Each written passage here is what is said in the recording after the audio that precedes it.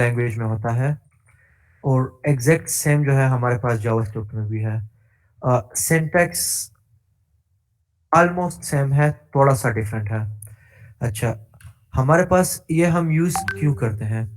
ये हम यूज़ करते हैं कि हमारे पास अगर कोई अनएक्सपेक्टेड एरर आए, जिसकी वजह से हमारा कोड हम जो अनइंटेंडेड जो हमारे पास शायद ये एक्चुअली नोड जेएस है लेकिन स्लोली हम जा रहे हैं। हमारे पास अनइंटेंडेड जो चीज़ें हैं, कोड है जिसकी वजह से कोड ब्रेक हो सकता है, सर्वर डाउन हो सकता है, वो हम ट्राई कैच के ज़रिए हैंडल करते हैं। तो नॉर्मली हमारे पास जो यहाँ पर ट्राई कैच में थ्रो होता है, वो हमारे पास ट्राई ब्लॉक में सॉरी थ्रो होता है, वो कैच ब्लॉक उसको कैच कर लेती है। तो उसको हम कंसोल डॉट एरर से डिस्प्ले कर सकते हैं। तो अभी लेट्स से मैं एक रैंडम एरर थ्रो करता हूँ, टेस्टिंग, और इसको मैं एग्जीक्यूट करता हूँ।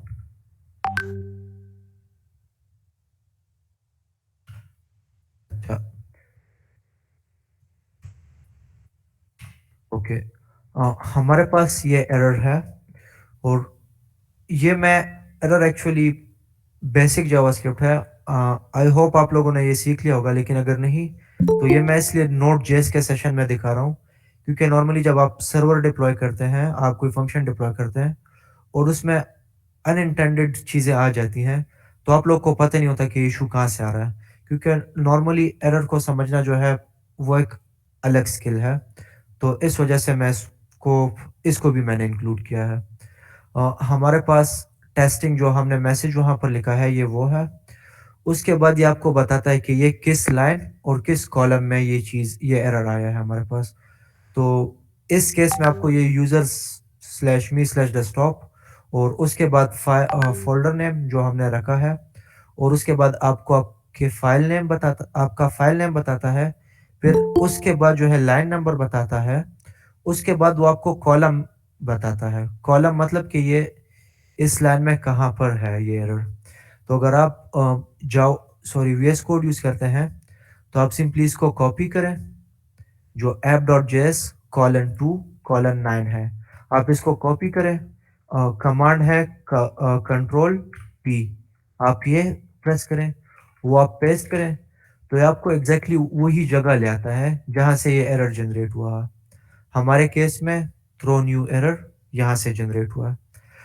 ये एरर डिफरेंट टाइप की हो सकती है, तो इसलिए बेस्ट प्रैक्टिस ये है कि आप लोग हर एक एपीआई फंक्शन, हर एक एपीआई जो है, वो आप ट्राई ब्लॉक में लिखें, ताकि अगर वो सक्सेसफुल एग्जीक्यूट हो या ना हो, अ, आपके जो एपीआई कंज्यूमर है, आपका जो फ्रंट एंड है, उसको एक्चुअली सही रिस्पॉन्स मिले। उसको कोई गेस ना करना पड़े कि यार अगर मुझे रिस्पॉन्स नहीं आया तो इसका ये मतलब है। तो उस केस में जो है हम ट्राई कैच यूज़ करते हैं।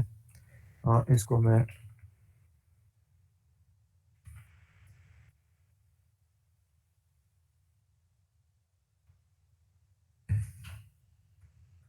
इसके बाद जो है, हम ऐसा करते हैं, हम पहले सर्वर बना लेते हैं। मेरी जो टाइमलाइन है उसमें पहले टेस्टिंग है, उसके बाद सर्वर है। हम पहले सर्वर बना लेते हैं, उसके बाद हम इसकी तरफ आ जाते हैं, टेस्टिंग की तरफ, क्योंकि टेस्टिंग जो है काफ़ी ज़रूरी है। अच्छा, सर्वर बनाने के लिए हमारे पास 2 ऑप्शंस हैं। एक हमारे पास है नोड.जेएस का जो डिफ़ॉल्ट है, एचटीटीपी या एचटीटीपीएस, ये मॉड्यूल्स हैं जो आपको इंस्टॉल करने की ज़रूरत नहीं होती। ये आपके पास नोड.जेएस आप जब इंस्टॉल करते हैं, ये आपके पास बाय डिफ़ॉल्ट खुद इंस्टॉल हो जाते हैं। आप इससे सर्वर बना सकते हैं। अगर आपने बनाना है टेस्टिंग के लिए, तो ये कोड है जो नोड के ऑफ़िशियल डॉक्यूमेंटेशन में है। ये मैंने मैसेज में पेस्ट कर लिया है। आप सिंपली यहाँ से आएँ, आप एग्ज़ैक्टली इसी कोड को कॉपी करें, पेस्ट करें, आपका ये नोड का बेसिक सर्वर जो है वो बन गया। हम जो आज यूज़ करेंगे, जो इंडस्ट्री में स्टैंडर्ड यूज़ होता है, वो एक हमारे पास बैकएंड फ्रेमवर्क है, एक्सप्रेस उसको कहते हैं।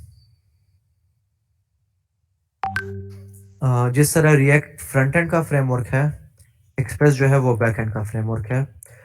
नोड जेएस को लोग जो बैक एंड कहते हैं वो एक्चुअली एक्सप्रेस की वजह से कहते हैं क्योंकि एक्सप्रेस हमारे पास एक्चुअल बैक एंड है। अच्छा, इन द बिगिनिंग मैंने आपको समझाया था कि हम एक पैकेज इंस्टॉल कैसे करते हैं। अ, आप सिंपली यहाँ से आए npm install express। मेरे केस में जो है, अच्छा, एक मिनट। अ, कोई भी npm पैकेज इंस्टॉल करने से पहले आपके पास अ, आपका जो अपना कोड है, आपका जो फ़ोल्डर है, उसको एक मॉड्यूल में होना ज़रूरी है। इससे मेरा मतलब क्या है, अ, अगर आप लोग npm यूज़ करते हैं, मैं npm मैसेज में लिख लेता हूँ और yarn जो है वो हम यहाँ पर लिख लेते हैं। दोनों सेम है, आपने सिर्फ yarn और npm को अपडेट करना होता है, वर्ड चेंज करना होता है। यहाँ पर हम लिखते हैं yarn init। ओके, ये आपको बताता है कि सही है, कोई लाइसेंस नहीं है, तो वो आगे देखते हैं। आपको ये बताता है कि आपका जो पैकेज है इसका नाम क्या है। नॉर्मली आप नाम वो रखते हैं जो आपकी कंपनी नेम होती है और उसके साथ आप बैकएंड या एपीआई कुछ भी लिख लें। ये आपका एनपीएम पैकेज का नेम होता है और उसको अगर आप फ्यूचर में चाहे तो आप पब्लिश भी कर सकते हैं अगर आपने कोई बेसिक स्क्रिप्ट बनाई है। इस केस में हमारा जो है, हम name intro to note session ही रखेंगे। अच्छा, ये ब्रेसेस में जो नेम होता है ये डिफ़ॉल्ट वैल्यू होती है। तो अगर आप इसको एंटर करेंगे तो ये डिफ़ॉल्ट वैल्यू जो है वो उसको पिक कर लेगा। वर्ज़न हम इसको 0.1 रख लेते हैं क्योंकि अभी हमने इसको रिलीज़ नहीं करना। डिस्क्रिप्शन, आपने कोई मीनिंगफुल डिस्क्रिप्शन लिखनी हो। Let's say this is a learning of. Sir ये वर्जन जो आपने दिया हुआ है ये ओके, हम वैसे ही आप दे सकते आपसे ये हैं। एंट्री पॉइंट पूछता है। एंट्री पॉइंट मतलब कि अगर आपका ये पैकेज को एग्जीक्यूट कर रहा हो तो वो कौन सी फाइल है जिसमें जो सबसे पहले हिट होनी है। तो हमारे केस में हमने इसको app.js कहा है, लेकिन हम सर्वर बनाएंगे भी और सर्वर में हम अपनी कॉन्फ़िगरेशन रखेंगे, तो हम इसको कहते हैं server.js, हमारी एंट्री पॉइंट है। रिपॉजिटरी यूआरएल हमारे पास इस वक्त नहीं है, लेकिन मैं इसको लिख लेता हूँ जो जिस रिपॉजिटरी पे मैं इसको अपलोड करूँगा।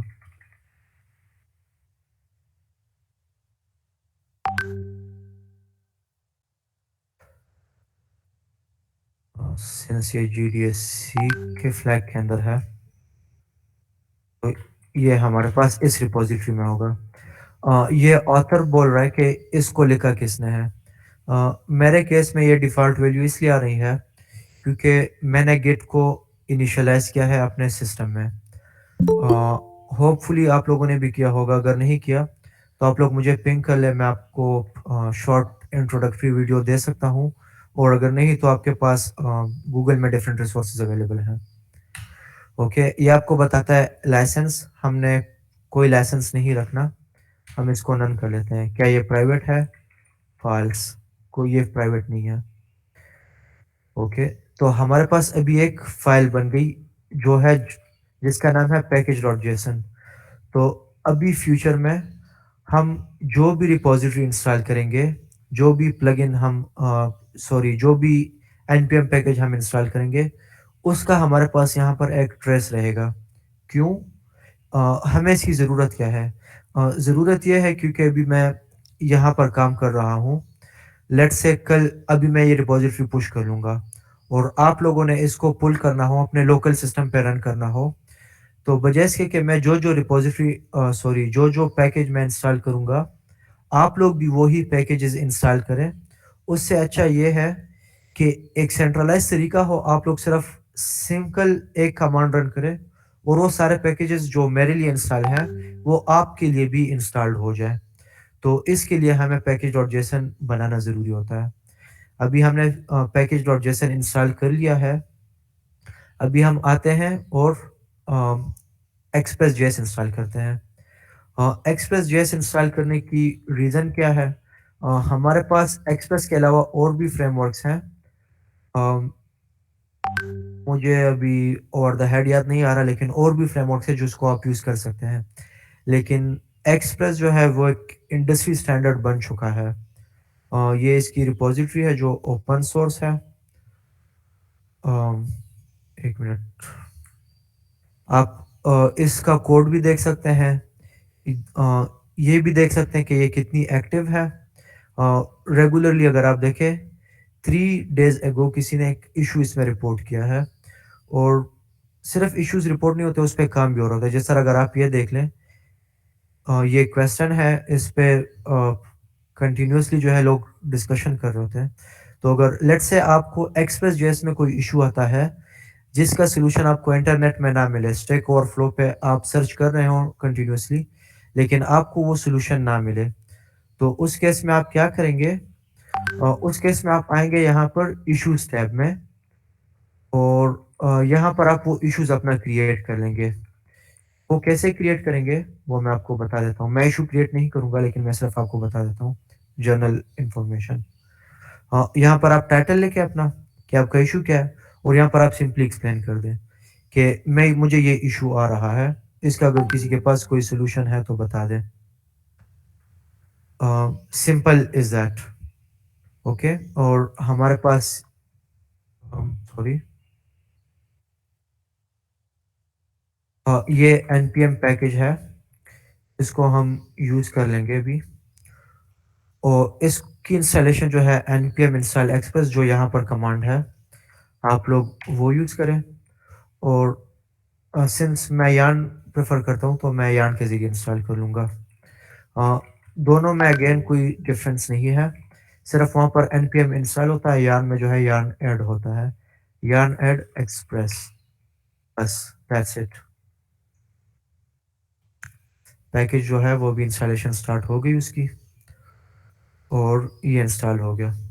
अच्छा, हमारे पास अगर आप देखें डिपेंडेंसीज़ में हमारे पास आ गया है एक्सप्रेस और एक्सप्रेस का वर्ज़न। वर्ज़न कहाँ से आया?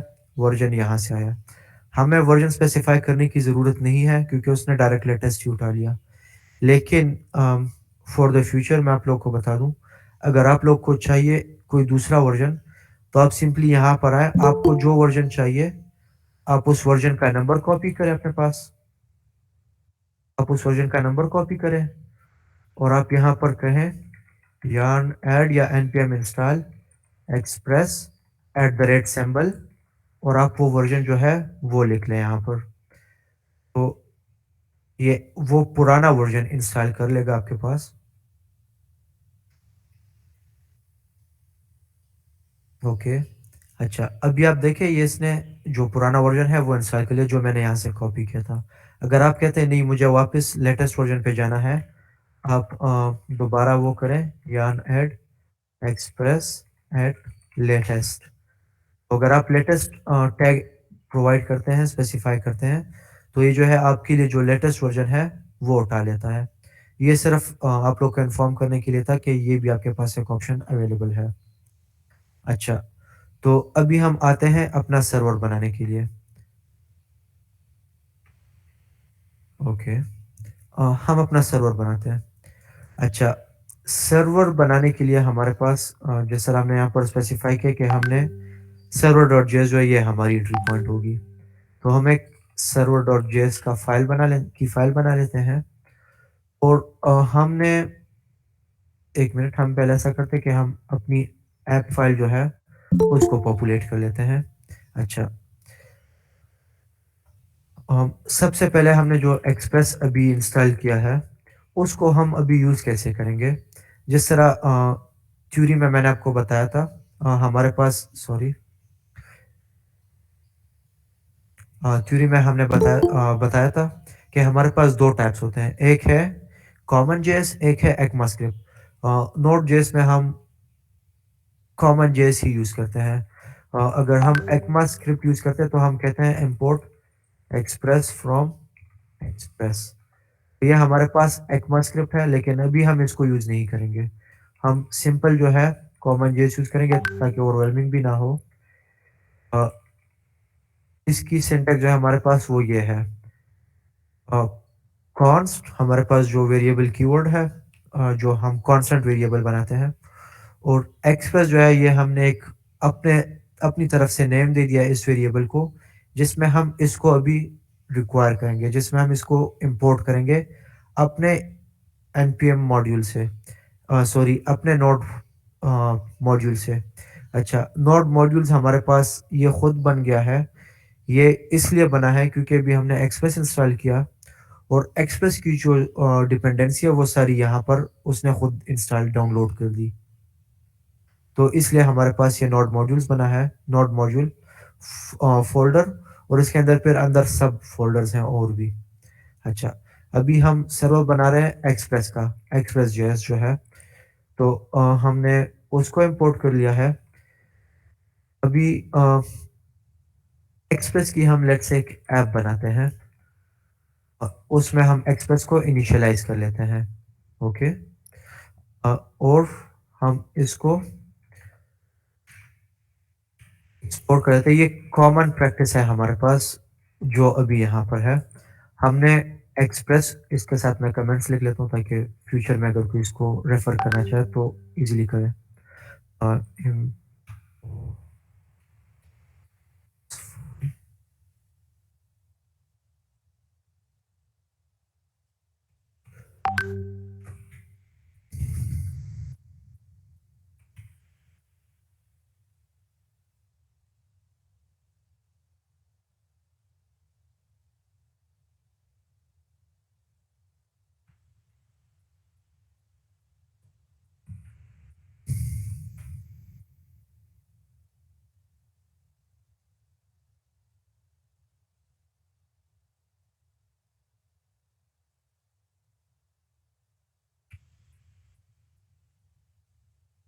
ओके, सो फार कोई क्वेश्चंस हो आप प्लीज़ पूछ लें। ऐसा ना हो कि मैं सिर्फ़ बोल रहा हूँ और समझ ना आए किसी को। सबको क्लियर है? थम्स अप वगैरह कुछ कर दें या मैसेज में लिख दें। ओके, टेक्निकल पॉइंट का क्वेश्चन है। आप टेक्निकल पॉइंट अगर आप खुद को अनम्यूट कर लें या मैसेज में लिख लें।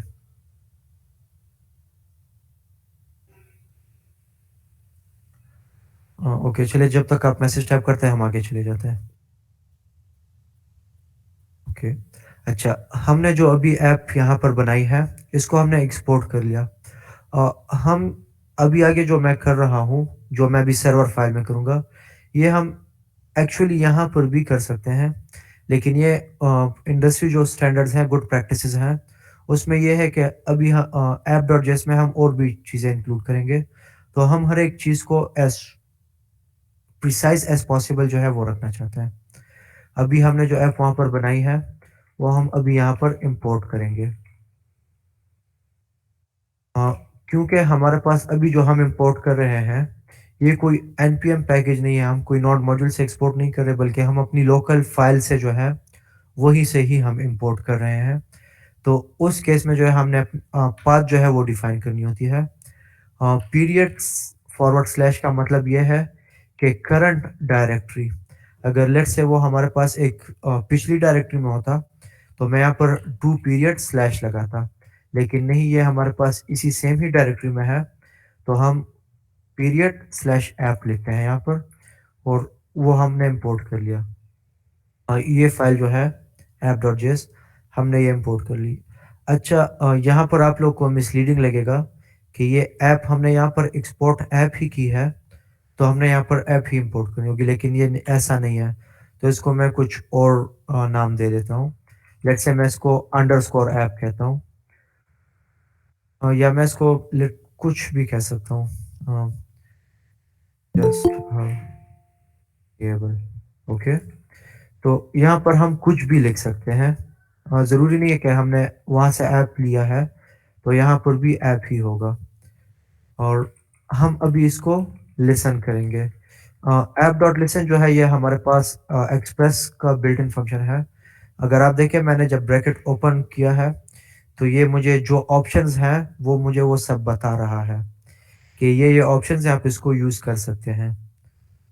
अगर आप लोगों ने सॉकेट्स यूज़ करने हैं तो सॉकेट्स की डॉक्यूमेंटेशन भी है, लेकिन वो हमारे इस सेशन के स्कोप से बाहर है। अगर कोई इंटरेस्टेड है तो वो मुझे रीच आउट कर सकता है, हसीब और बाकी जो ऑर्गेनाइज़र्स हैं वो आपको मेरी लिंक्डइन प्रोफ़ाइल शेयर कर देंगे और मेरी ईमेल भी शेयर कर देंगे। तो आप लोग किसी भी टाइम मुझे रीच आउट कर सकते हैं। अच्छा, अभी यहाँ पर हमारे पास पोर्ट है, तो करंटली लेट्स से मैं इसको 8080 पे रन करता हूँ। अ, मैं अगर ये भी लिखूँ, तो मेरा सर्वर जो है वो रन हो जाएगा। ये ऐप नहीं है क्योंकि आदत ऐप है, ओके। तो मैं ये लिखता हूँ, मेरे पास सर्वर रन हो गया, लेकिन यहाँ पर हमें कुछ नज़र नहीं आ रहा, हमें कोई ना फीडबैक मिला है, ना हमें कोई नज़र आ रहा है कि सर्वर रन हुआ या नहीं हुआ, अगर हुआ है तो किस पोर्ट पे रन हुआ है। तो इसके लिए हम यहाँ पर क्या करते हैं, हमारे पास जावास्क्रिप्ट में कॉलबैक ऑप्शंस होती हैं, जो आप लोगों ने होपफुली जावास्क्रिप्ट सेशन में, अगर नहीं तो रिएक्ट सेशन में कवर कर ली होंगी। कॉलबैक में हमारे पास है console.log, हम सिंपल एक लॉग स्टेटमेंट लिख लेते हैं और server is running on port, और क्योंकि हमने हार्ड कोडेड पोर्ट लिखा है तो हम 8080 भी यहाँ लिख लेते हैं। sometimes when you need a quick setup used to yes exactly, हम टेम्पलेट्स भी यूज़ कर सकते हैं जिस तरह शानी भाई ने शेयर किया है। लेकिन एक्चुअली अभी इस सेशन का मकसद ये था कि हम खुद बेसिक हमें पता लगे फाउंडेशंस, लेकिन यस ये काफ़ी अच्छी वो है, टेम्पलेट्स हैं। इसके अलावा आपको ओपन सोर्स बहुत ज़्यादा मिल सकती हैं, आप उनको यूज़ कर सकते हैं as a template for your server. ये हमारे पास सर्वर है। अ, हमारे पास ये इसने फीडबैक दे दिया कि हाँ, हमारा सर्वर जो है वो यहाँ पर रन हो रहा है, और दैट्स इट। आप लोग का बेसिक सर्वर कंप्लीट हो गया जो कुछ भी नहीं करता। तो अभी हमने इसको कुछ करके दिखाना है ताकि हम इससे कुछ करवाएं। मोस्ट प्रोबेबली हम एक एपीआई बनाएंगे बेसिक, जो हम फिर पोस्टमैन से उसको टेस्ट करेंगे, और हम एक गेट की बना लेते हैं, एक पोस्ट की बना लेते हैं और उसको हम टेस्ट कर लेते हैं। गेट और पोस्ट में क्या फ़र्क है वो भी हम उसी टाइम देख लेंगे। अच्छा, कुछ इश्यूज़ हैं जो मैं खुद छोड़ रहा हूँ, जब हम वहाँ पर पहुँचेंगे उसके बाद हम उसको रिज़ॉल्व करेंगे। हमारे पास ऐप में कुछ फंक्शंस हैं हमें मिलते हैं, और वो फंक्शंस क्या है उसको मैं भी दिखाता हूँ। सबसे पहले है हमारे पास ऐप डॉट गेट। हम इंडस्ट्री स्टैंडर्ड जो है वो ये है कि हम यहाँ पर अपने राउट्स डिफाइन ना करें, बल्कि उसके लिए एक और फ़ोल्डर बनाएँ और उसमें हम उसको एक अच्छे तरीके से हैंडल करें। लेकिन वो जो है फिर फ्रेमवर्क्स की बात आ जाती है, सॉरी आर्किटेक्चर्स की बात आ जाती है। मैं आप लोग को एक रिकमेंड कर लेता हूँ जो बहुत बेसिक है, एमवीसी। आप लोग ये ट्राई कर लें। इसमें हमारे पास मॉडल व्यू कंट्रोलर्स, तो हमारे पास हर एक लेयर जो है एक दूसरे से इंडिपेंडेंट होती है। मॉडल्स होती हैं, हमारे पास व्यूज़ होती हैं, कंट्रोलर्स होता है।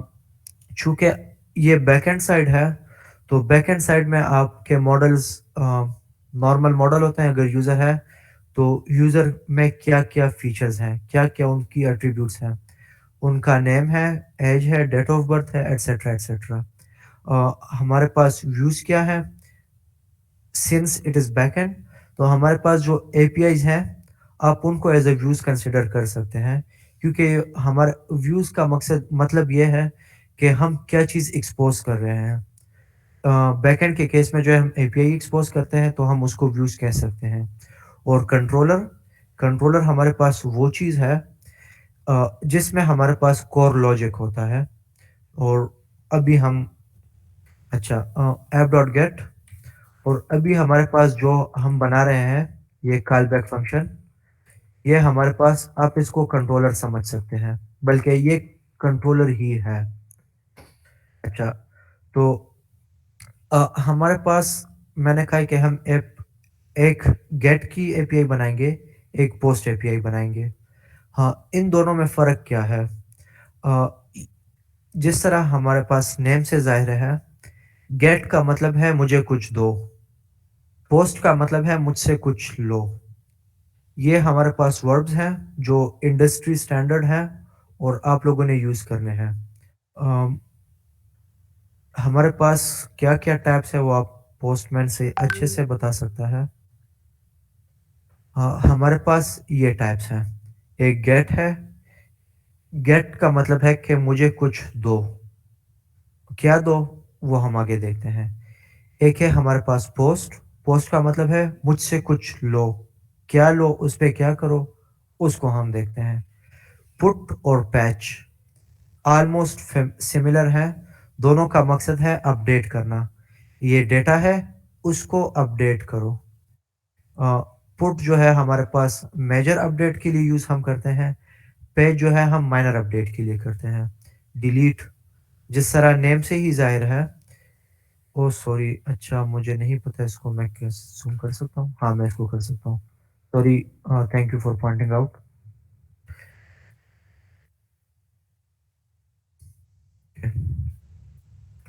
अच्छा, get post push put patch.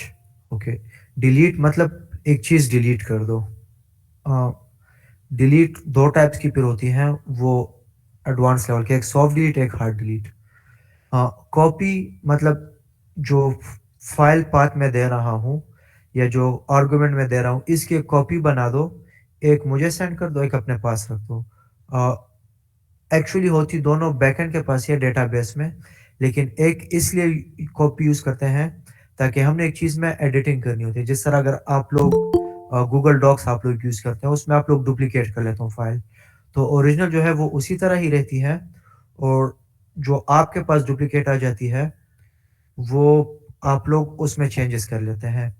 Head और ऑप्शंस ये दोनों जो है हमारे पास उस केस में यूज़ होते हैं जब हमने एक एपीआई चेक करनी होती है कि यार ये एपीआई को तो मैं हिट करूँगा, लेकिन क्या ये एग्ज़िस्ट करती भी है या नहीं? इसको नॉर्मली फ्रंट एंड की ज़बान में प्री फ्लाइट रिक्वेस्ट कहते हैं। प्री फ्लाइट मतलब कि मैं एक फ्लाइट लेने वाला हूँ, लेकिन मैं पहले देखना चाहता हूँ कि यार ये इतना बड़ा ऑपरेशन है, मुझे करना चाहिए या नहीं करना चाहिए? क्या ये अवेलेबल है मेरे लिए या नहीं अवेलेबल? उसके बाद जो है ऑप्शंस और हेड ऑलमोस्ट सिमिलर है।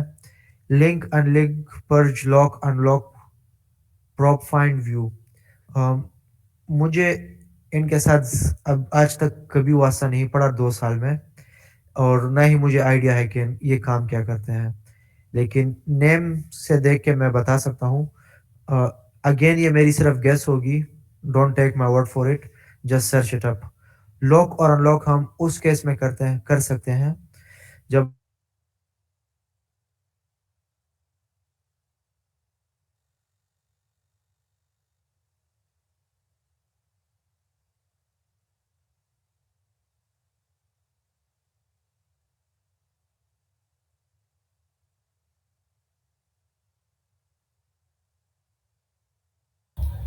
सर आपकी आवाज़ नहीं आ रही। हेलो। जी जी, अब सही हो रही। हेलो।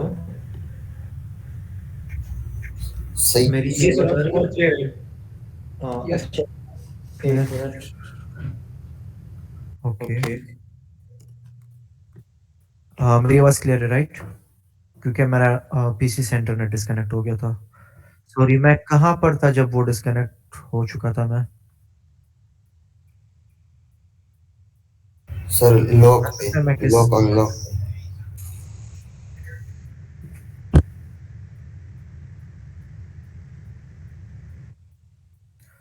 हाँ, अच्छा चलिए बस गेट पोस्ट पुट पैच जो है ये हो गया, ये हमारे पास इम्पोर्टेंट है। अच्छा, अभी हम आते हैं, हम जो गेट एपीआई है वो हम अपनी कंप्लीट करते हैं। ओके, तो सबसे पहले जो है बिल्कुल बेयर मिनिमम मैं कर रहा हूँ। Return press status 200 dot JSON message success. Okay. अच्छा, मैंने ये एपीआई बना ली। अभी मैं चाहता हूँ कि इसको मैं लोकल होस्ट पोस्टमैन पे टेस्ट कर दूँ। सिंस ये गेट की एपीआई है, तो इसको मैं पोस्टमैन पे भी टेस्ट कर सकता हूँ और इसको मैं ब्राउज़र पे भी टेस्ट कर सकता हूँ। लेकिन बेटर ये अच्छा यही रहेगा कि आप लोग इसको पोस्टमैन से टेस्ट करें, क्योंकि गेट की एपीआई हो तो सिंपल है। उसके अलावा पोस्ट, पुट, पैच बाकी बहुत चीज़ें होती हैं, और एज़ अ बैकएंड डेवलपर या even as a front end developer, even as a mobile developer, आप लोगों को पोस्टमैन की समझ आना जो है वो बहुत ज़रूरी है। तो पोस्टमैन हमारे पास एक टूल है जिसके ज़रिए हम एपीआई की गेट, रिक्वेस्ट, पुट, पोस्ट हर एक किस्म रिक्वेस्ट करते हैं। इवन वेब सॉकेट्स भी हम इससे कर सकते हैं।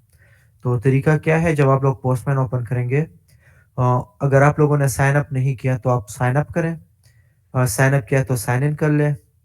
साइन इन आप हो चुके हैं, उसके बाद आप सिंपल इस प्लस बटन जो है, इस पे आप क्लिक करें, आपके पास ये विंडो आ जाएगी। शायद आप लोग का व्यू थोड़ा डिफरेंट होगा, मैंने अपने लिए सेट किया है इस तरीके से। तो मकसद जो है वो एग्जैक्टली सेम ही है।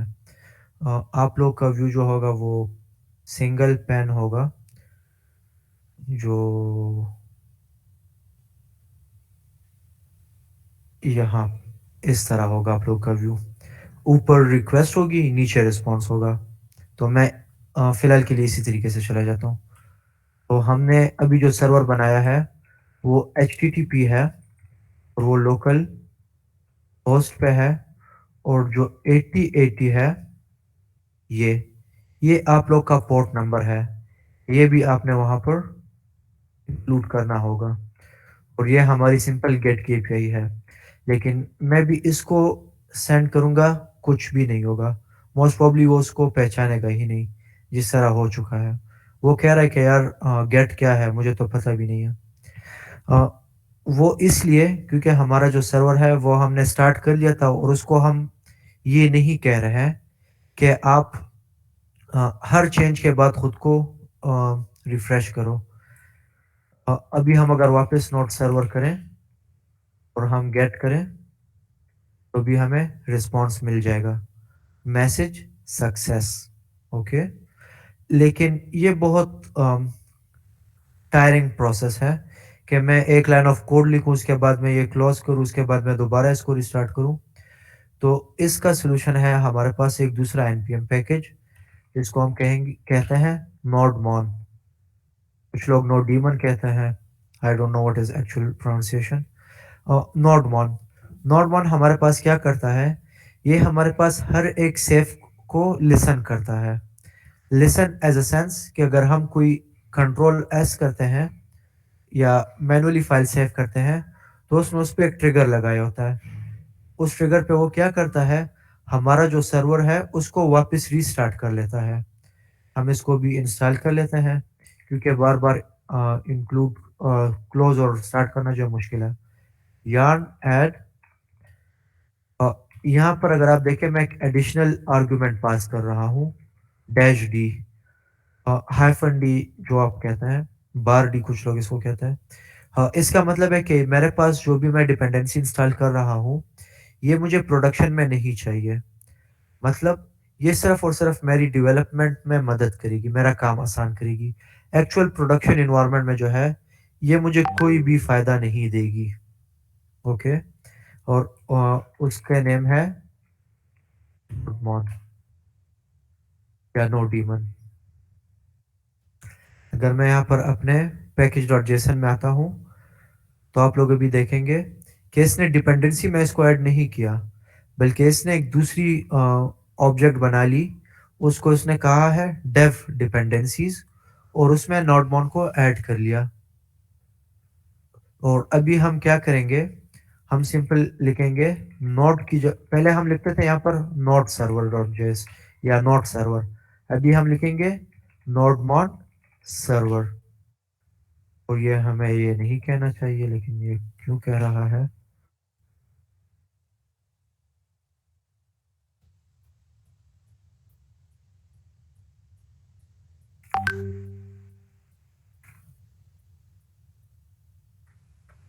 ओ, ओके।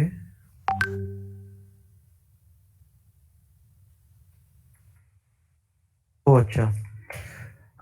एक और कॉन्सेप्ट अच्छा ये प्रॉब्लम हमें आ गई, जो मैं बिल्कुल भूला हुआ था और रोड मैप में मेरे नहीं था।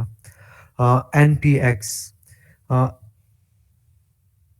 नहीं ये मेरे टाइमलाइन में नहीं था। यस। ओके। एनपीएक्स हमारे पास हम उस केस में यूज़ करते हैं, हमारे पास अगर कोई सीएलआई कमांड हो, जिस तरह हमारे पास नोडमोन जो है वो एक सीएलआई कमांड है। वो हमारे पास एक्चुअल कमांड जो है वो नहीं है, ये एक सीएलआई कमांड है। तो सीएलआई कमांड जो है हमारे पास बजाय एनपीएक्स के हम इसको एक्सेस नहीं कर सकते। तो हम यहाँ पर लिखेंगे एनपीएक्स नोडमोन सर्वर। तो होपफुली अभी इसको चल जाना चाहिए। यस। तो क्योंकि हमारे पास एक सीएलआई कमांड है, तो इसको हम अगर बगैर एनपीएक्स के रन करना चाहें, तो हमें फिर इसको ग्लोबली इंस्टॉल करना होगा। ग्लोबली इंस्टॉल जो है वो आपके फिर प्रोजेक्ट पे डिपेंडेंट नहीं होता। आपका प्रोजेक्ट उस पे डिपेंडेंट होता है, लेकिन वो इस पे नहीं होता। मतलब अगर आप एक बार ग्लोबली नोडमोन इंस्टॉल कर लें, तो आपको फिर हर फ़ोल्डर में, हर प्रोजेक्ट में इंडिविजुअली इंस्टॉल करने की ज़रूरत नहीं होती। बल्कि वो आप ग्लोबल जो है, वो वहीं से पिक कर रहा होता है। जिस तरह मेरे केस में जो है मेरे पास सर्वरलेस जो एक सीएलआई कमांड है, पैकेज है, वो मेरे पास ग्लोबली इंस्टॉल है। तो इसके लिए जो है मैं एनपीएक्स यहाँ पर नहीं लिख रहा, बल्कि मैं सिर्फ सर्वरलेस और वर्ज़न लिख रहा हूँ, और ये जब वर्ज़न लोड करेगा ये मुझे वर्ज़न दिखा देगा। अ, उसको प्रोजेक्ट में लोकली इंस्टॉल होने की ज़रूरत नहीं है। जिस तरह इसने मुझे यहाँ पर वर्ज़न दिखा दिया, लेकिन यह पैकेज हमारे पास यहाँ पर इंस्टॉल्ड नहीं है। ओके, तो अभी ये हो गया, मैं इसको सेंड करता हूँ, ये काम कर रहा है। लेट्स से मैं अभी सक्सेस की जगह अ, कामयाब लिखता हूँ। मैं जैसे ही सेव करता हूँ, कंट्रोल एस से या यहाँ से, ये देखिए यहाँ पर हमें बता रहा है कि नोडमोन जो है रिस्टार्टिंग ड्यू टू चेंजेस, और एक्स्ट्रा इन्फॉर्मेशन हमें दे रहा है कि starting node server dot JS. ये हमें इसलिए बता रहा है सर्वर डॉट जेएस, क्योंकि हमने इसको स्टार्ट में कहा था कि आपने सर्वर को रन करना है, सर्वर फाइल जो है इसको रन करना है, और लिसन आपने कंप्लीट फोल्डर को करना है। तो कंप्लीट फोल्डर में जो भी चीज़ें होंगी, वो हर एक चीज़ को लिसन करेगा, उसकी चेंजेस को लिसन करेगा, और रिस्टार्ट जो है वो सर्वर फाइल को करेगा, क्योंकि ये हमारा एंट्री पॉइंट है। अभी मैंने यहाँ पर कामयाब चेंज कर दिया, अभी मैं यहाँ पर लिख रहा हूँ, ये मुझे सक्सेस की जगह कामयाब दिखा रहा है। अच्छा, अगर आप लोग देखें, रेस जो मैंने लिखा है इसका मतलब है रिस्पॉन्स। REQ जो रेक मैंने लिखा है, इसका मतलब है रिक्वेस्ट। ओके, तो रिक्वेस्ट एक्चुअली क्या चीज़ है, इसको हम देख लेते हैं।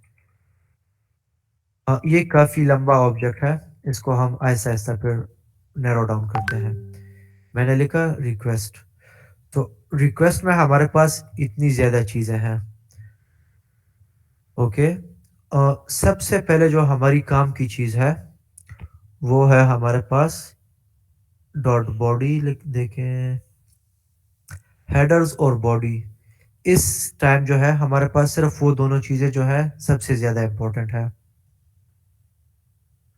रॉ हेडर्स, हमारे पास हेडर्स क्या-क्या है, हम कहाँ से हिट हुए। चूँकि अभी हम लोकल होस्ट पे हैं, तो ये हमें लोकल होस्ट बता रहा है, और जब हम इसको रिमोटली डिप्लॉय करेंगे, तो ये हमें ये भी बताएगा कि जिस जगह से हम हिट हुए हैं, उसकी आईपी क्या है। वो हमारे पास हेडर होता है एक्स फॉरवर्डेड फॉर, मैं आपको लिख देता हूँ, फॉरवर्डेड फॉर, वो हमारे पास ये हेडर होता है।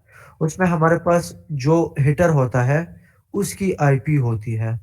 ये हमें यूआरएल बता रहा है कि हमने किस यूआरएल से हिट किया है, हमारा मेथड क्या था, और स्टेटस जो है ये हम अभी अटैच करेंगे। बॉडी इसमें मोस्ट प्रोबेबली नहीं होगी, क्योंकि ये गेट रिक्वेस्ट है। गेट रिक्वेस्ट में हमारे पास बॉडीज़ नहीं होती। लेकिन हमारे पास इसमें एक और चीज़ होती है, जिसको हम कहते हैं क्वेरी पैरामीटर्स। तो इसको मैं लिखता हूँ क्वेरी पैरामीटर्स में language is equal to E N. Okay, मैं इसको हिट करता हूँ और अभी हम इसको वापस व्यू कर लेते हैं कि हमारे पास और कोई एडिशनल चीज़ आई है या नहीं। लेकिन ये काफ़ी लंबा है, इसको मैं सिंपल सर्च कर लेता हूँ लैंग्वेज। अगर आप यहाँ पर देखें हमारे पास एक क्वेरी का ऑब्जेक्ट आ गया, उसमें हमने जो वहाँ पर डेटा दिया हुआ था language is equal to E N मतलब इंग्लिश, वो हमारे पास यहाँ पर आ गया। अभी हम इसको यूज़ कैसे करें? पावंग, जिस तरह आपका स्टार्ट में शायद क्वेश्चन था कि हम CLI में ऐड करेंगे। पावंग है मीटिंग में या उन्होंने लीव कर दिया? नेवरदलेस अगर वो नहीं है, किसी और का अगर ये क्वेश्चन था कि हम CLI में क्यों वैल्यूज पास कर रहे हैं, हमें आर्गुमेंट ARGV में हम वैल्यूज क्यों पास कर रहे हैं, तो वो मैं अभी बताता हूँ कि हमने उसके अलावा भी हम पास कर सकते हैं। तो हमारे पास है रिक्वेस्ट पैरामीटर इस केस में, तो हम यहाँ पर लिखते हैं const query params is equal to req dot query. Okay, console dot log query params, इसको हम प्रिंट कर लेते हैं। ये भी हमें सिर्फ वो क्वेरी ही दिखाएगा जो ये है हमारे पास लैंग्वेज और ई एन। अच्छा, हमारे पास एक कॉन्सेप्ट है जावास्क्रिप्ट में जो आई होप आप लोगों ने जावास्क्रिप्ट के सेशंस में कर लिया होगा, उसको हम कहते हैं डिस्ट्रक्चरिंग। डिस्ट्रक्चरिंग का क्या मतलब है? डिस्ट्रक्शन का मतलब है कि मेरे पास एक ऑब्जेक्ट है जो हमारे पास इस केस में ये है, इसमें हमारे पास एक ही है लैंग्वेज। मुझे बस यहाँ से ये लैंग्वेज दे दो। हम यहाँ भी कर सकते हैं, अगर हमने कोड को कंसाइज करना है तो हम इसको यहाँ ले आते हैं। तो भी ये कंसोल डॉट लॉग, ये भी मुझे लैंग्वेज यहाँ पर दिखाएगा ई एन। ये देखें, ये हमने उसको डिस्ट्रक्चर किया क्वेरी को, और ये हमें हमारी क्वेरी जो है वो बता रहा है। अच्छा, तो भी हमने इस पे फैसला लेना है कि यार इसने तो इंग्लिश कहा है लैंग्वेज और हम उसको कामयाब सेंड कर रहे हैं। तो हम यहाँ पर लिखते हैं const response message is equal to empty. अच्छा, मैं आपको एक और कंसेप्ट बताता हूँ जो मैंने स्टार्ट में एक्सप्लेन किया था, और हम यहाँ पर भी लिखते हैं if language is equal to en response message is equal to success else और response message is equal to याप। अच्छा, स्टार्ट में हमने एरर हैंडलिंग की बात की थी, इस केस में जो है हमें उसकी बहुत सख्त ज़रूरत है। क्यों? क्योंकि अगर हमारे पास एरर हैंडलिंग नहीं हुई, मैं ये सेंड करता हूँ, मुझे ये एरर आ गया। ओके, अभी मैं इसको दोबारा सेंड करता हूँ, ये कंटिन्यूसली मुझे ये एरर आ रहा है, लेकिन मुझे समझ नहीं है कि ये मुझे ये एरर क्यों दे रहा है। मैं तो सही काम कर रहा हूँ। ओके, ये हमें बता रहा है एरर है कि assignment to a constant variable. Okay, क्यों? क्योंकि मैंने इसको कांस्ट असाइन किया है और मैं इसको दोबारा रीअसाइन करना चाह रहा हूँ। तो इसलिए बेस्ट प्रैक्टिस ये है कि आपकी जो कंप्लीट एपीआई कंट्रोलर है, आप उसको ट्राई ब्लॉक में लिखें और यहाँ पर आप कैच ब्लॉक यूज करें और कंसोल डॉट एरर, ताकि आपको कंप्लीट एरर स्टैक मिले, और यहाँ पर आप एक ग्रेसफुल मैसेज जो है वो सेंड कर दें। जिस तरह आप हर वेबसाइट में जाते हैं, कोई भी एरर होता है वो आपको 404 रिटर्न करता है। बेस्ट प्रैक्टिस ये नहीं है कि आप 404 ही करें। बेस्ट प्रैक्टिस ये कि मैं आपको एक लिंक दे दूंगा, उसमें हमारे पास हर स्टेटस कोड जो है उसके अपनी मीनिंग्स हैं। वो है, एक मिनट में आपको अभी शेयर करें तो मैं भूल जाऊंगा।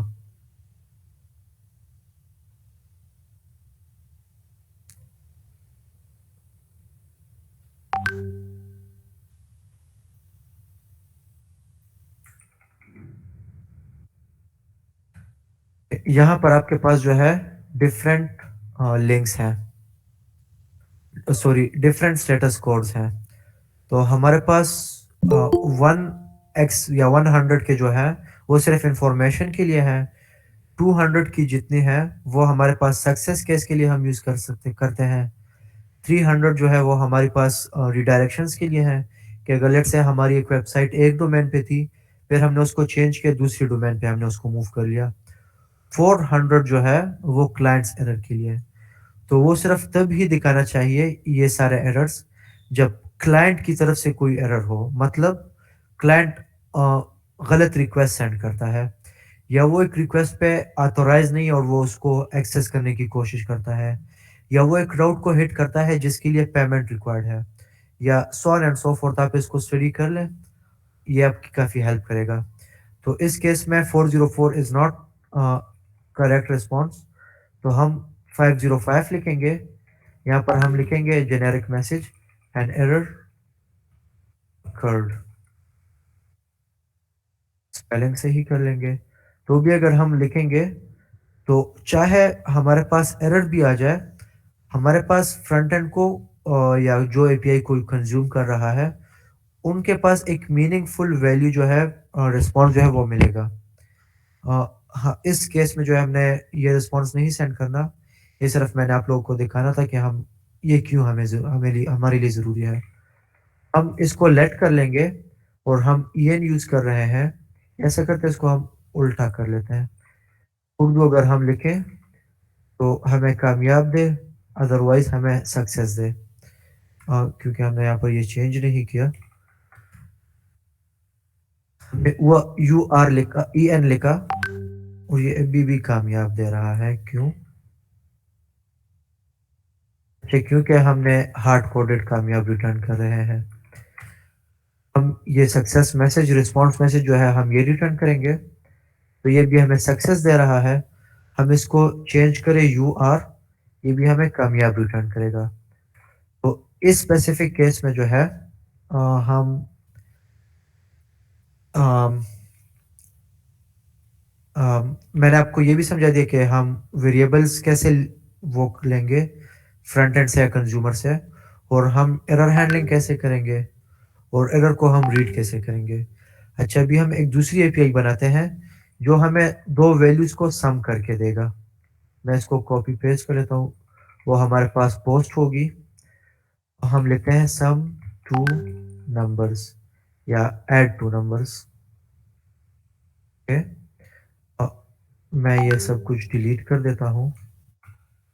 तो इस केस में हम रिजल्ट रिटर्न करेंगे जो हमारे पास इस वक्त होगा रिजल्ट इज इक्वल टू 0।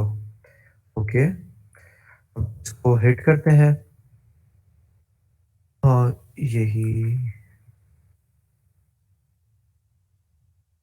ये हमारे पास पोस्ट है और हमने अच्छा इस स्लैश के बाद हमने जो लिखा है वो हमारे पास, उसको हम एपीआई एंड पॉइंट कहते हैं।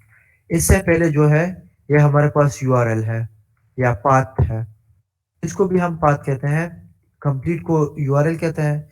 ये पाथ हो गई, ये आपके पास एंड पॉइंट हो गया जो हमारे पास बिल्कुल लास्ट की चीज़ है। ओके, ओके, मैं इसको हिट करता हूँ, ये हमें 0 रिटर्न करेगा क्योंकि हमने वहाँ पर हार्ड कोडेड 0 लिखा है। ओके, अच्छा, लेकिन हमारा मकसद जो है वो 0 रिटर्न करना नहीं है, बल्कि यूज़र हमें जो दे हमने वो रिटर्न करना है। अच्छा, पोस्टमैन में हमारे पास पोस्ट रिक्वेस्ट में आप बॉडी अटैच कर सकते हैं। मज़े की बात, पोस्टमैन में आप गेट रिक्वेस्ट के साथ भी बॉडी अटैच कर सकते हैं, लेकिन रियल वर्ल्ड में जो है गेट रिक्वेस्ट की बॉडी जो है वो ज़ाया हो जाती है, वो सेंड ही नहीं होती सर्वर को। तो गेट के केस में आपने बॉडी कभी नहीं सेंड करना। अगर आपने कुछ सेंड करना है तो आपके पास एक ये ऑप्शन है, इसको क्वेरी पैरामीटर्स कहते हैं। एक आपके पास दूसरा ऑप्शन है, उसको कहते हैं पाथ पैरामीटर्स।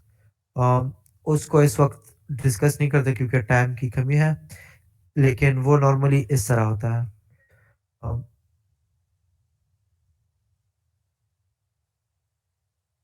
ये 235 जो मैंने लिखा है ये आपके पास पाथ पैरामीटर है। तो नॉर्मली हमारे पास ऐसा होता है कि यूजर्स स्लैश यहाँ पर यूज़र की आईडी स्लैश पोस्ट, जिस तरह अगर मैं फेसबुक की एपीआई की बात करूँ, पोस्ट स्लैश इस यूज़र का ये पोस्ट, और कमेंट्स स्लैश इस यूज़र का ये आईडी का कमेंट, और इसको इंग्लिश उर्दू लैंग्वेज में मुझे डिस्प्ले करो। तो उसको हम पाथ पैरामीटर्स कहते हैं, ये वाली। तो ये फिर कभी हो जाएंगी, क्योंकि अभी टाइम आई बिलीव 20 मिनट्स रह गए, और इन्होंने गेम भी अरेंज की हुई है, if I am not wrong. ऐसा ही है सीब? ओके, ऐसा ही है जितना मुझे पता है। अगर गेम ना हुई तो मैं ये भी एक्सप्लेन कर दूंगा। अच्छा, अभी हम क्या करेंगे, पोस्ट रिक्वेस्ट है तो हम कुछ सेंड करेंगे कि मुझे ये दो नंबर ऐड करके दो। तो उसका तरीका क्या है, यहाँ पर हमारे पास टैब्स हैं, बॉडी, हम बॉडी सेलेक्ट कर लेंगे। इसमें हमारे पास डिफरेंट टाइप्स हैं। फॉर्म नन मतलब कि कुछ नहीं सेंड करो। फॉर्म डेटा है, जो की वैल्यू पेयर्स हैं, जो मेजॉरिटी जगहों में यूज होती हैं, लेकिन वो जेसन फॉर्मेट में नहीं होती, वो फॉर्म डेटा ही होता है। एक्सप्रेस उसको इवन जेसन में कन्वर्ट कर देता है, लेकिन डिफरेंट चीज़ों फ्रेमवर्क्स में जो है आपने खुद उसको हैंडल करना होता है। यूआरएल इनकोडेड डेटा, जो इस वक्त हमें नहीं चाहिए, वो उसमें ऐसा होता है कि हमारे पास जो यूआरएल्स होती हैं उसमें स्पेशल कैरेक्टर्स होते हैं। जिस तरह एम्परसेंड हो गया या कोई और वर्ड हो गया, तो उसको हम एज अ यूआरएल इंक्लूड नहीं कर सकते। क्यों? क्योंकि हमारे पास जो परसेंटेज की साइन हो गई, एम्परसेंड का कुछ और मीनिंग हो सकता है, और परसेंटेज जो, एक मिनट में म्यूट था, क्या, आई एम सो सॉरी अगर किसी ने कुछ कहा तो मैंने नहीं सुना, मैं गलती से म्यूट हो गया था। सॉरी, म्यूट नहीं, स्पीकर साइलेंट कर दिए थे मैंने। अच्छा, तो अच्छा, हाँ, हमारे केस में जो है हम रा यूज़ करेंगे।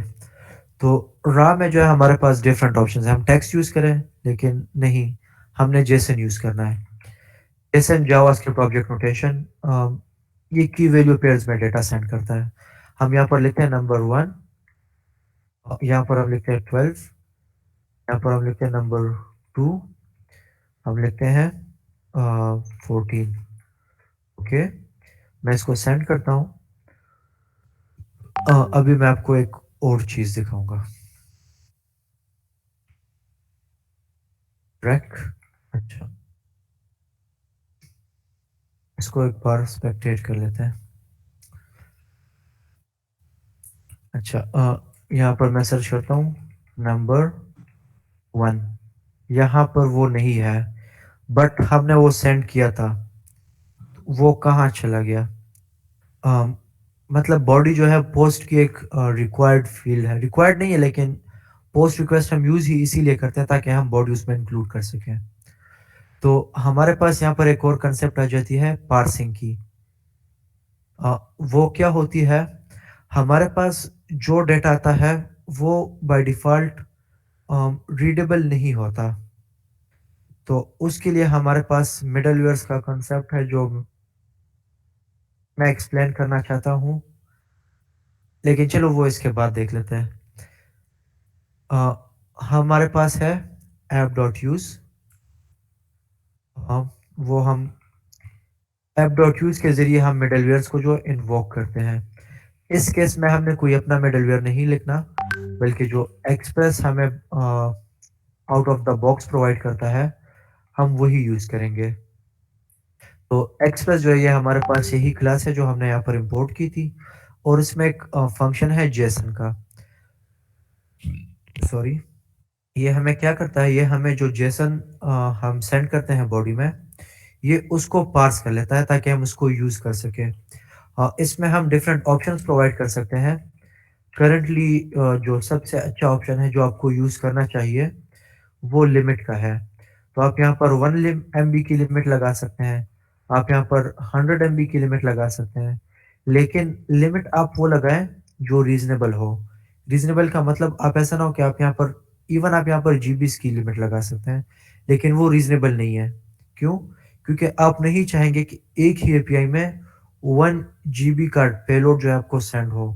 1 जीबी का पेलोड पेलोड जो है वो बहुत बड़ी चीज़ है और आपकी एपीआई जो है उसको इतना एक्सपेंसिव काम जो है वो नहीं करना चाहिए। चलो अभी देख लेते हैं कि हमारे पास बॉडी आ रही है या नहीं। वो रिस्टार्ट हो चुका है। अभी हम सर्च करते हैं। हाँ, ये देखिए अभी बॉडी जो है वो इंक्लूड हो चुकी है। क्यों? क्योंकि हमने वहाँ पर उसको पार्स कर लिया है। जब हम उसको पार्स कर देते हैं, तो बॉडी जो है अभी हम इसको यूटिलाइज़ कर सकते हैं यहाँ पर। तो अभी अगेन मैं यहाँ पर डिस्ट्रक्चरिंग करूँगा, नंबर 1, नंबर 2 और अच्छा ऊपर हमने किया था क्वेरी में, क्योंकि वो वैल्यू जो हम सेंड कर रहे थे, वो हम क्वेरी में सेंड कर रहे थे। यहाँ पर जो है हम क्वेरी में सेंड नहीं करेंगे, हम बॉडी में सेंड कर रहे हैं। तो console.log नंबर 1, नंबर 2 ये हम इसको प्रिंट कर रहे हैं। तो यहाँ पर हमारे पास 12 एंड 14 आ गया। तो हमारे पास वही पुराना कॉन्सेप्ट, बट मैं यहाँ पर एक लिख लेता हूँ ताकि हम इसको यूज़ कर सकें। एड नंबर्स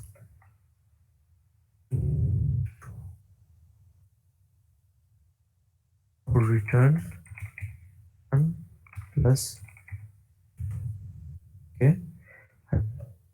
मैं यहाँ पर रिजल्ट को ये असाइन कर रहा हूँ और नंबर 1, नंबर 2 मैं असाइन कर रहा हूँ। तो अभी चाहिए तो ये कि मेरे पास यहाँ पर क्या है 12 प्लस 14, 12 प्लस 14 क्या आता है 26। तो ये हमारे पास 26 आ रहा है। क्यों? क्योंकि हम यहाँ पर इसको एज अ नंबर सेंड करें। अगर आप देख रहे हो तो यहाँ पर कोई थंडर क्लाइंट और पोस्टमैन में कौन सा जमाल थंडर क्लाइंट पोस्टमैन जो है आप कोई भी यूज़ कर सकते हो। It all comes to personal preference कि आपको क्या अच्छा लगता है क्या नहीं, आप किसके साथ फेमिलियर हो। फॉर मी मैं पोस्टमैन के साथ फेमिलियर हूँ और इसकी कुछ रीजंस भी हैं।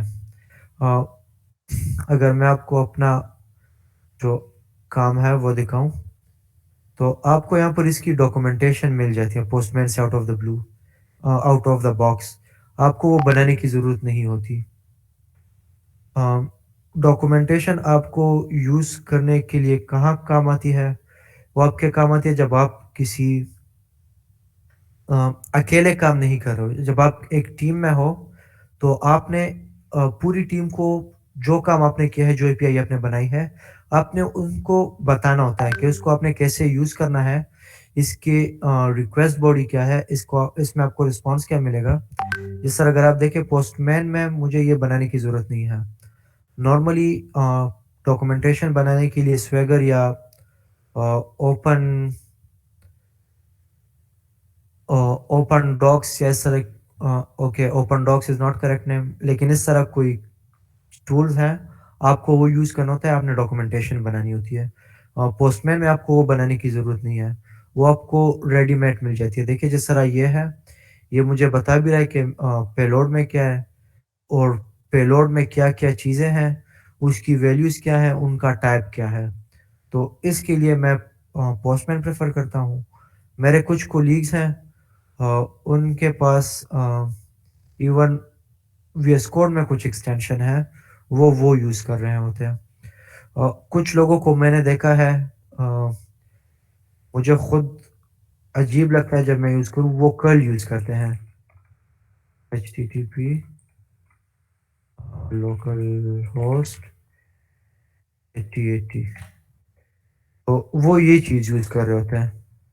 जिसमें आप देखें मैं सीएलआई से सीएलआई से मैं एपीआई को हिट कर रहा हूँ और रिस्पॉन्स में मुझे 200 ओके, जो मुझे यहाँ भी आ रहा था, ये वाला 200 okay, 200 status code, status description okay, जो कंटेंट है मुझे वो भी मिल रहा है और एडिशनल इन्फॉर्मेशन जो है वो भी मुझे मिल रही है, जो आपको पोस्टमैन के हेडर्स में यहाँ मिल रही होती है। तो ये at the end of the day सबकी पर्सनल प्रेफरेंस है। इसमें कोई हार्ड रूल नहीं है। तो आप जिसके साथ कंफर्टेबल हो आप वो यूज़ करें। डज़न्ट मैटर कि दूसरा बंदा क्या यूज़ कर रहा है। अगर आप अंदर क्लाइंट के साथ कंफर्टेबल है, आप बेशक वो यूज़ करें। ओके? अच्छा, हम मैं यहाँ पर था, मैं एक्चुअल कॉन्टेक्स्ट भूल गया हूँ। अच्छा, तो अगर हम यहाँ पर फ्लोटिंग पॉइंट नंबर्स सेंड करें, तो वो फ्लोटिंग पॉइंट नंबर जो है, उनको भी वो कंसिडर कर लेता है। क्यों? क्योंकि हमने यहाँ पर कोई डेटा टाइप इसको स्ट्रिंग में बंद नहीं किया। तो अगर हम स्ट्रिंग में बंद नहीं करेंगे, तो जावास्क्रिप्ट जो है, वो डिफ़ॉल्ट जो उनका टाइप है, वो उसको खुद कंसिडर कर लेता है कि क्या चीज़ है, क्या चीज़ नहीं है ये। और ये basic get and post request थी, इसको भी मैं ऐड कर लेता हूँ।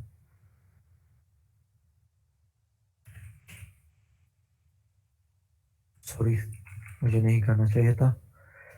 अच्छा, एक और कॉन्सेप्ट है, सबके लिए बहुत ज़रूरी है। मिनट, चेंजेस, आई होप कुछ भी कमिट नहीं हुआ। Yup, okay. एक चीज़ है जो स्टार्टर गिट यूज़र जो है, वो इसको नहीं सोचते हैं, वो है गिट इग्नोर। ओके, जिस तरह ये नोड मॉड्यूल्स का फोल्डर है, इसको कभी भी आपने गिट पे पुश नहीं करना। क्यों? क्योंकि ये आप पुश करने की ज़रूरत नहीं है, और इसने स्पेस कितनी पकड़ी हुई है, वो मैं आपको बता दूं।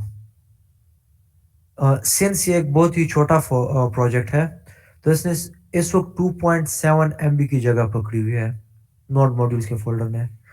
और कंपेयर टू दिस, आपका कंप्लीट जो प्रोजेक्ट है, वो 735 के भी है, और ये जो है 2.7 MB है। तो इस वजह से आपने इसको पुश नहीं करना गिटहब पे। उसके लिए आपके पास तरीका क्या है? आपने एक डॉट गेट इग्नोर की फाइल बनानी है, और उसमें आपने सिंपल लिखना है डॉट नोड मॉड्यूल्स। आप इसको सेव करें, और गेट स्टेटस, ये देखिए आपके पास से भी यहाँ पर नोड मॉड्यूल्स नहीं आ रहा। तो आप सिंपल इसको गेट ऐड करें, आपको कंप्लीट नोड मॉड्यूल्स पुश करने की जरूरत नहीं है। गेट कमिट वर्जन बेसिक,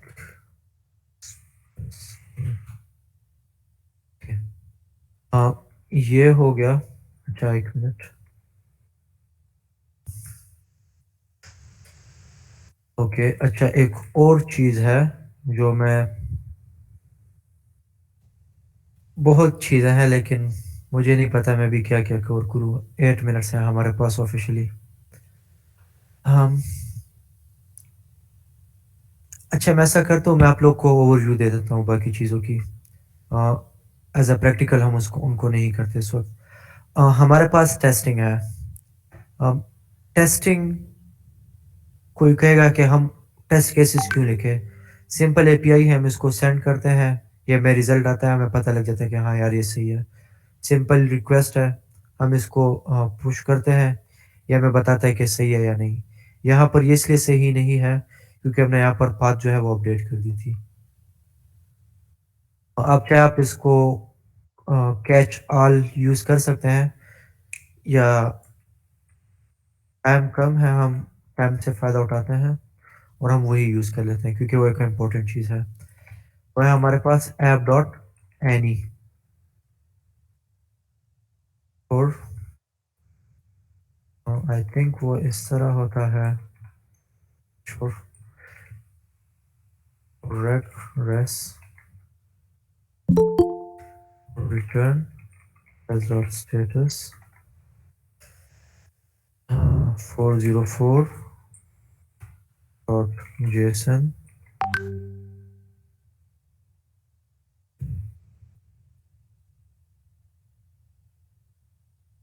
हाँ, जेसन सही है। यहाँ पर हम मैसेज लिख लेते हैं।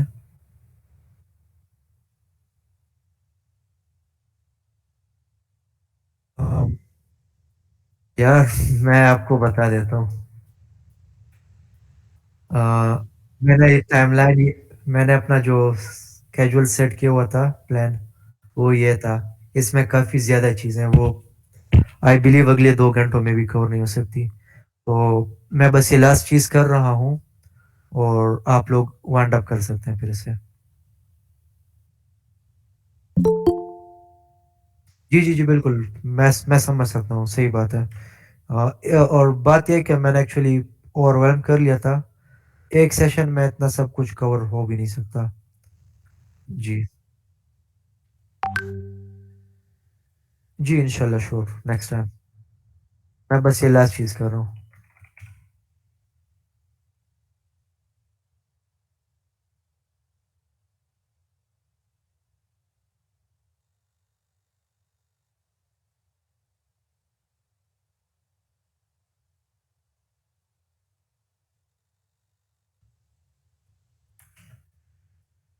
ओह! ऐप डॉट हॉल था।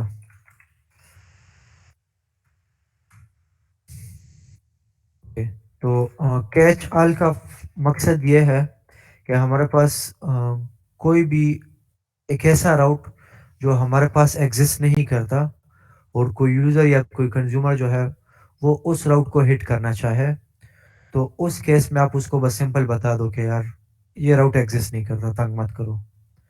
तो अच्छा, जो मेरा ओरिजिनल प्लान था उसमें काफ़ी चीज़ें थी, जो मैंने अभी ज़िक्रिया भाई को भी बताई हैं, जो इसमें कवर नहीं हो पाई। इसमें सिर्फ़ ये कवर हो पाया, ये 2, 3, 4, 5, 5 में भी सिर्फ़ हम एरर्स में हम सिर्फ़ एक ये चीज़ कवर कर पाए और टेस्टिंग ऑल टुगेदर हमसे रह गई। एसिंक्रोनस ये भी रह गया। हमने सिर्फ़ सर्वर बना लिया।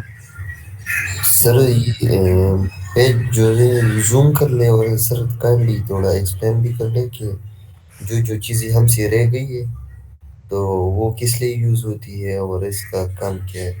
ओके, चलिए सही है, लास्ट जो 5 मिनट्स है उसमें मैं आपको ये एक्सप्लेन कर देता हूँ। जी जी, कोई टाइम का कोई मसला नहीं है, खैर है तो 10 मिनट कोई ज़्यादा इशू नहीं है। Okay, perfect.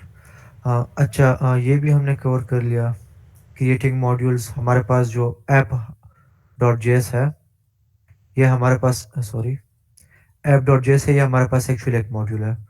तो वो भी हमने कवर कर लिया।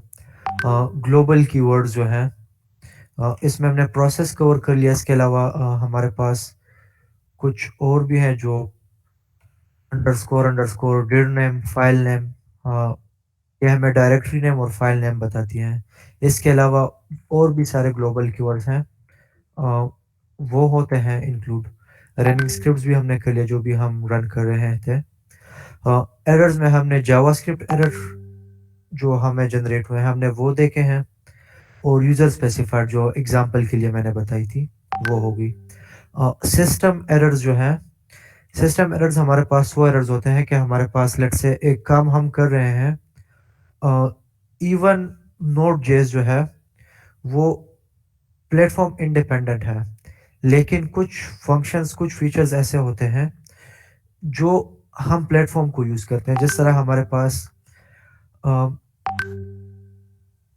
फार-फेच्ड एग्जांपल है, लेकिन हमारे पास जो विंडोज़ है उसमें हम फॉरवर्ड स्लैश यूज़ करते हैं, लेकिन हमारे पास अगर कोई लिनक्स है तो उसमें मेजॉरिटी केसेस में जो है बैक स्लैश यूज़ होता है। ये अगर लोड हो जाए मैं आपको बता भी दूँगा। उसमें हमारे पास ये स्लैश यूज़ होता है। तो जब हमारे पास ये चीज़ें होती हैं, तो ये सिस्टम लेवल के एरर्स होते हैं।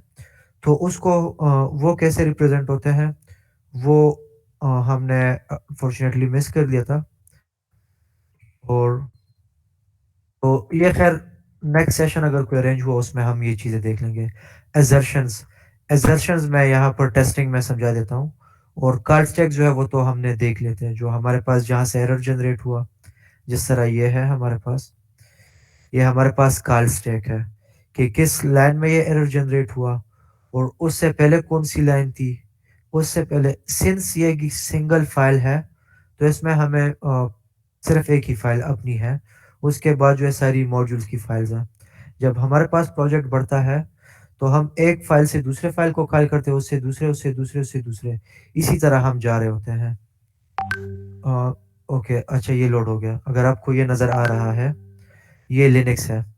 तो लिनक्स में हमारे पास स्लैश जो है ये दूसरी डायरेक्शन में होती है और विंडोज़ में जो है हमारे पास दूसरी डायरेक्शंस में होती है। इवन अगर आप यहाँ पर भी देख लें, आपके पास ये स्लैश इस डायरेक्शन में, ये स्लैश इस डायरेक्शंस में है। तो ये जो है सिस्टम लेवल के एरर्स होते हैं। अच्छा, टेस्टिंग्स जो हैं, टेस्टिंग, वो हमारे पास उसमें डिफरेंट फ्रेमवर्क्स हैं। वो हम किस लिए यूज़ करते हैं? टेस्टिंग हम इसलिए यूज़ करते हैं, हम बेसिक काम जो है वो हम कर लेते हैं, लेकिन जिस तरह हमारा कोड बेस बढ़ रहा होता है, वो हर एक चीज़ बेसिक लेवल से टेस्ट करना जो है वो बहुत मुश्किल हो जाता है, वो हम नहीं कर सकते। तो इस वजह से जो है हम टेस्ट केसेस लिखते हैं। टेस्ट केसेस का फ़ायदा ये होता है कि हम पुराना कोड हम जब टेस्ट केसेस रन करते हैं, तो वो न्यू कोड भी टेस्ट कर रहा होता है और उसके साथ पुराना भी टेस्ट कर रहा होता है। सिर्फ़ ये देखने के लिए कि कहीं ऐसा ना हो कि हम न्यू कोड तो कर रहे हैं, लेकिन उसकी वजह से जो है पुराना कोड हमारा ख़राब हो गया है। उसके बाद जो है अच्छा उसमें जो है जेस्ट, मोका, साइप्रस, चाय, ये डिफरेंट फ्रेमवर्क्स हैं जो हम यूज़ कर सकते हैं टेस्टिंग के लिए।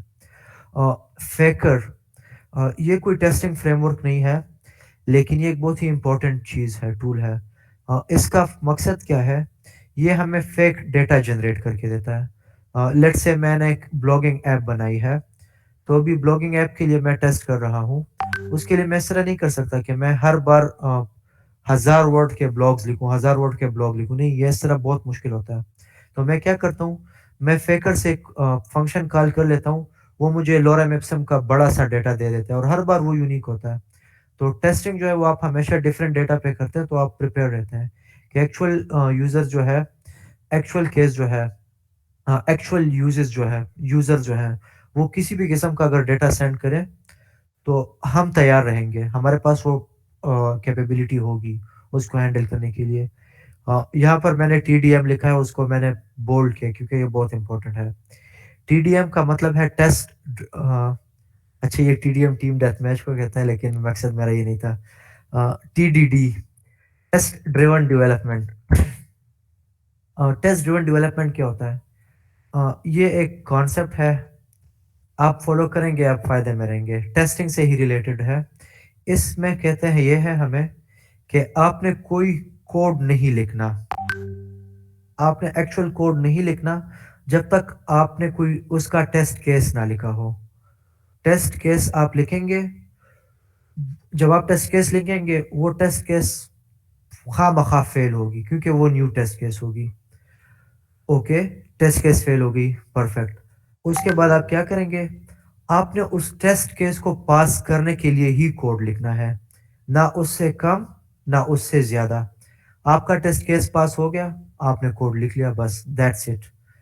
उसके बाद अगर आपने कोई चेंजेस करनी है, तो आप डायरेक्ट फ़ाइल में जाके चेंज नहीं करेंगे। आप उसके लिए पहले टेस्ट केस लिखेंगे, वो टेस्ट केस दोबारा फ़ेल होगा।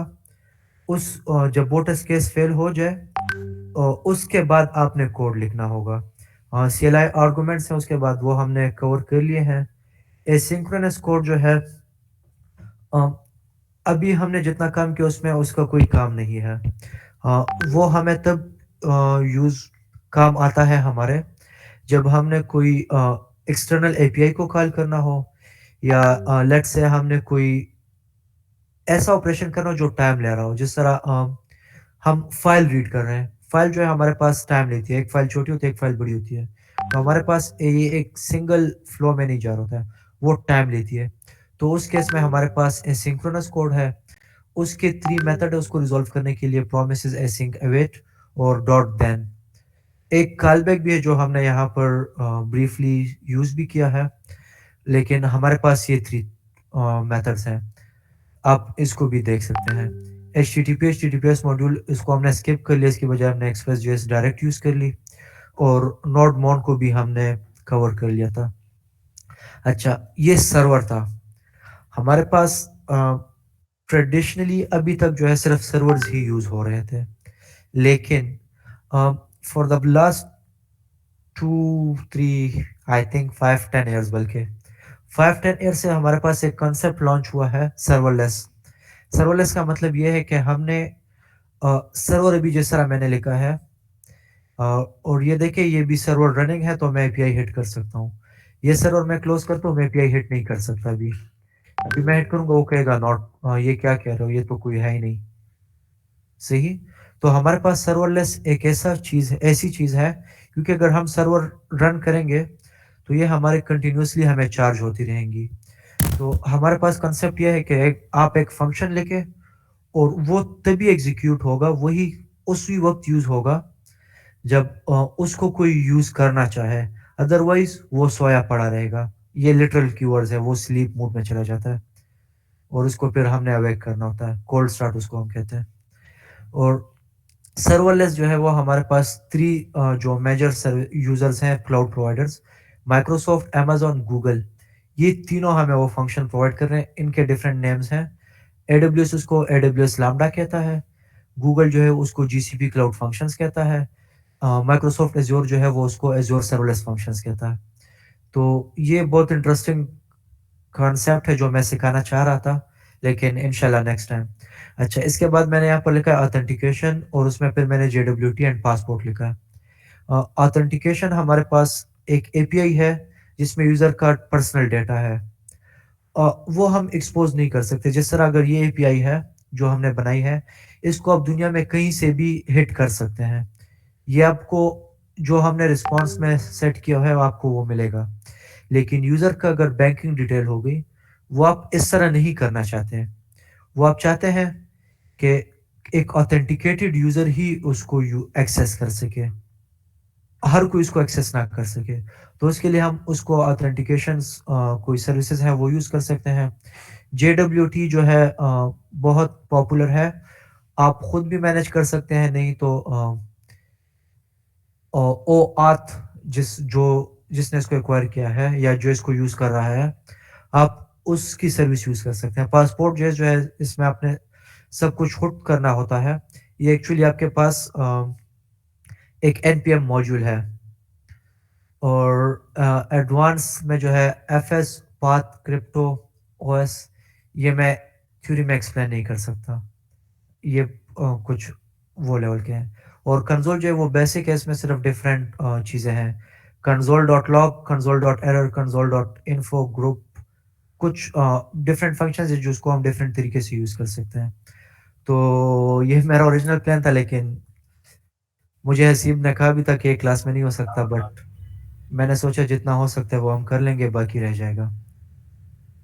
सर ये एफएस थोड़ा एक्सप्लेन कर ले खैर। ओके, एफएस जो ये हमारे पास फाइल सिस्टम है। फाइल सिस्टम का हमारे पास मतलब कि हमने कोई फाइल सिस्टम लेवल का काम करना हो, जिस तरह रीड हो गया, एफएस डॉट रीड होगी। हमारे पास लेट्स से एक टेक्स्ट असाइनमेंट डॉट टेक्स्ट है, सही? तो इसको मैं नोट जेएस फाइल में कैसे रीड करूँगा? और उसके लिए हमारे पास एफएस मॉड्यूल है और एफएस मॉड्यूल में जो है फिर अपने 2 फंक्शंस हैं, डिफरेंट फंक्शंस हैं, लेकिन मोस्ट कॉमन जो है आप यूज़ करते हैं रीड एफएस डॉट रीड और एफएस डॉट रीड सिंक। तो एक जो है आपके पास सिंक्रोनसली रीड कर रहा होता है, एक आपके पास ये सिंक्रोनस रीड कर रहा होता है और वो सिर्फ रीड करना, फंक्शन कॉल नहीं करनी होती। उसमें आपने पाथ के साथ-साथ कुछ एन्कोडिंग जो है आपने वो भी डिफाइन करनी होती है कि कौन-सी एन्कोडिंग में ये फाइल है और उसको मैंने किस तरीके से रीड करना है। ज़्यादातर ऐसा होता है कि अगर आपके पास इमेजेस हैं तो वो बफ़र्स में होते हैं और बफ़र जो है फिर वो एक अलग चीज़ है, आई थिंक हाँ, वो भी मैंने इसमें इंक्लूड किया हुआ है। तो मैं आपके साथ ये फ़ाइल शेयर कर लूँगा, तो आप लोग अगेन मुझे रीच आउट कर सकते हैं एनी टाइम और नहीं तो आप लोग खुद इसको एक्सप्लोर कर लें। सॉरी मेरा गला दुख रहा है, मैं पानी पी रहा हूँ।